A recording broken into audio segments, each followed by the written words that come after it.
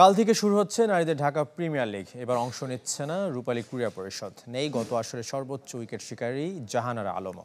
9 দলের অধিনায়ককে নিয়ে মিরপুরে হয়েছে ট্রফি উন্মোচন। লিগে পারফর্ম করে বিশ্বকাপ বাছাইয়ের জন্য নিজেদের প্রস্তুত করার প্রত্যাশা জাতীয় দল ও শেলটেক ক্রিকেট একাডেমির অধিনায়ক নিগার সুলতানার।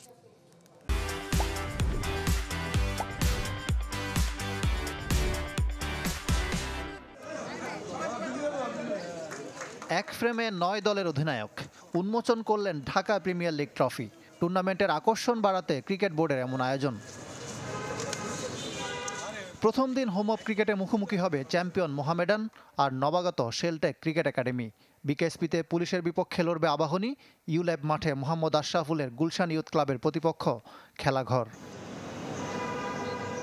এক যুগ পর মিরপুরে ঘরোয়া ম্যাচ খেলার সুযোগ পাচ্ছে মেয়েরা। অংশগ্রহণ ফি 3 লাখ থেকে বেড়ে 4 লাখ হয়েছে।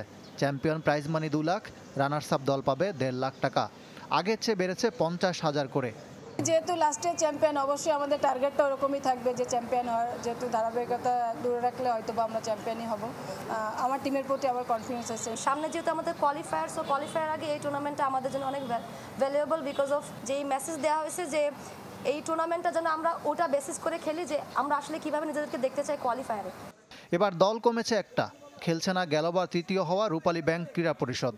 অধিনায়কদের ফটো সেশনে একজনের অনুপস্থিতি লক্ষণীয়। গত আসরে সর্বোচ্চ উইকেট শিকারী আবাহনী ক্যাপ্টেন জাহানারা আলম খেলবেন না প্রিমিয়ার লিগ।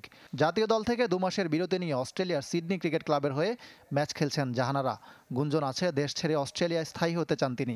এবার আকাশী নীলদের নেতৃত্ব দেবেন ফারজানা হক।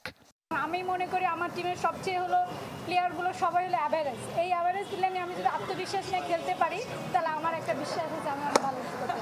প্রতিদ্বন্দ্বিতাপূর্ণ ক্রিকেটের মধ্য দিয়ে জাতীয় দলের জন্য যাতে ক্রিকেটাররা প্রস্তুত হতে পারে, সেই প্রত্যাশা অধিনায়ক নিগার সুলতানার।